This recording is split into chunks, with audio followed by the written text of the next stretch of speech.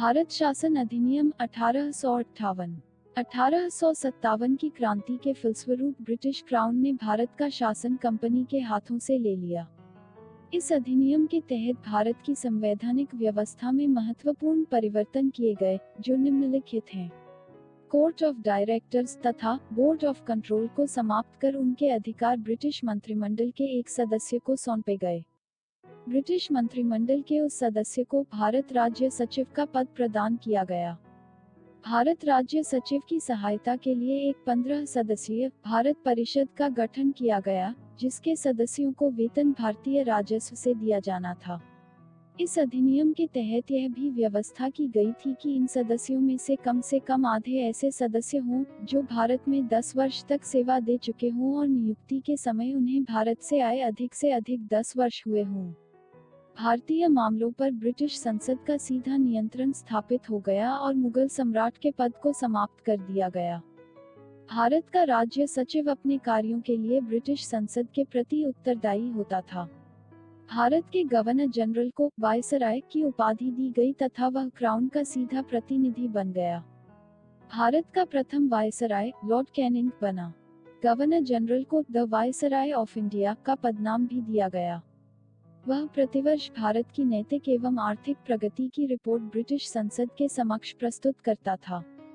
भारतीय परिषद अधिनियम 1861 भारत के संवैधानिक इतिहास में एक महत्वपूर्ण घटना है, क्योंकि इसके द्वारा भारत सरकार की मंत्रिमंडलीय व्यवस्था की नींव रखी गई थी। इस अधिनियम के प्रमुख प्रावधान निम्न थे। इस अधिनियम द्वारा कार्यकारी परिषद के सदस्यों की संख्या 4 से बढ़ाकर 5 कर दी गई। इसमें 3 सदस्य प्रशासनिक सेवा के होते थे, जिनको भारत में रहने का 10 वर्ष का अनुभव होना आवश्यक था। शेष 2 सदस्यों में एक को 5 वर्ष विधि संबंधी अनुभव प्राप्त होना आवश्यक था। वायसराय की विधान परिषद में न्यूनतम 6 और अधिकतम 12 अतिरिक्त मनोनीत सदस्यों का प्रावधान किया गया था।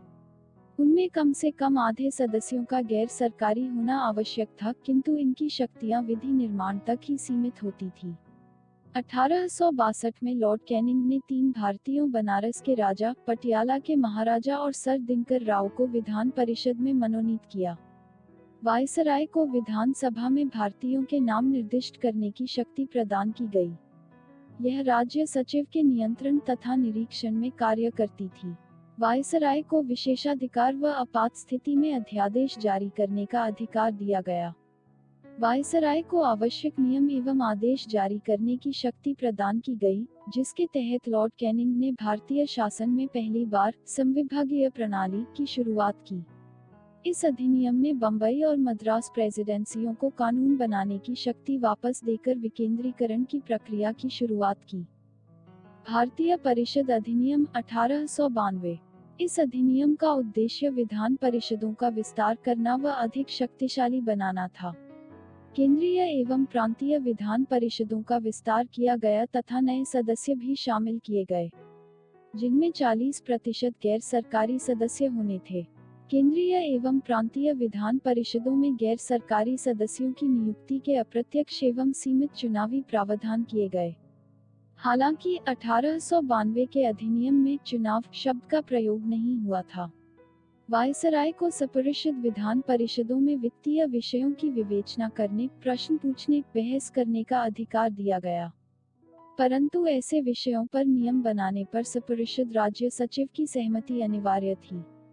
महत्वपूर्ण बिंदु: भारतीय परिषद अधिनियम 1892 भारतीय राष्ट्रीय कांग्रेस के 1889 से 1891 तक के अधिवेशनों में स्वीकार किए गए प्रस्तावों से प्रभावित होकर पारित किया गया था।